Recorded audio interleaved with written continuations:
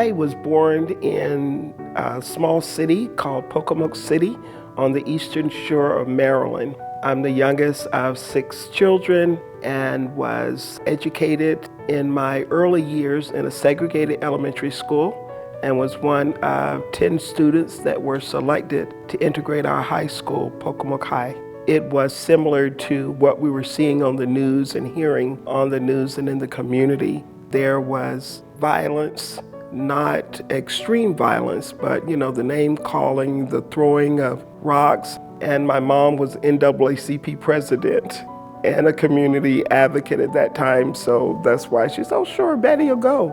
I decided to go to Morgan State University in Baltimore. I graduated from Morgan with a bachelor's in physical education because I didn't know anything else. And I had a minor in physical therapy, which was a new profession. I grew up in a very caring and giving home, and my mom was a community servant, for lack of a better word. That was my roots, going to meetings with her, and little did I know that had become a part of me. I am married to Gerard Sawyer, aka Butch is what we all call him, and we have 4 sons, and they're all grown and doing their thing, and we have a stepdaughter as well. We are proud grandparents of 13 grandchildren.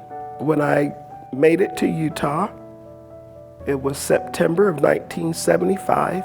A little while later, I got married, and my husband was living in Ogden, so I had to make that transition to Ogden. I had a couple of jobs. I think my first job on this end of town was working at Clearfield Job Corps Center. I worked for the governor's office for 9 years as director of the Office of Black Affairs. And with that, I had the opportunity to help build a lot of programs in the community, worked on the Martin Luther King Jr. holiday.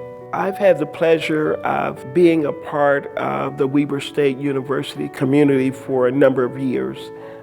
Even prior to me working at Weber, the students would always come and grab me to invite me to things. When I first moved to Ogden, I looked, intentionally to the NAACP to get involved because that's what I knew.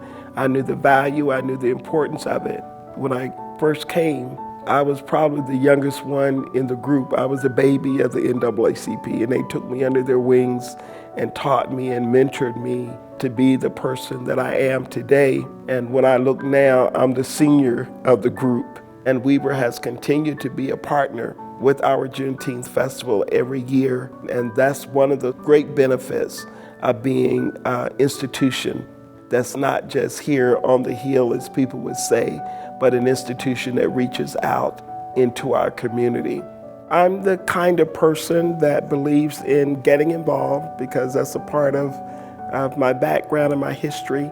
I don't stand on the sidelines very well. Project Success Coalition, this local nonprofit that I had the opportunity of working with, came about as a response to a community call to action back in the late 80s. Today, we're still here, 34 years later, and our main focus is education, health, cultural arts, and advocacy. Getting our young people together and recognize that they could achieve, they were special. And we used a lot of time in building up their character from the inside out to let them know that they didn't have to hold their heads down for anyone.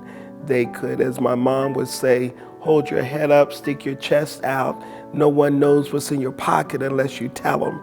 Being able to receive this award from Weber is truly an honor, but it's one that I embrace with both joy as well as knowing that my work with the institution is still ongoing. It's not just about getting an award. I still work with our young people that are here. I try to make sure that they get the full benefit of their college experience and making sure that they own their voice and that their voice is valued here.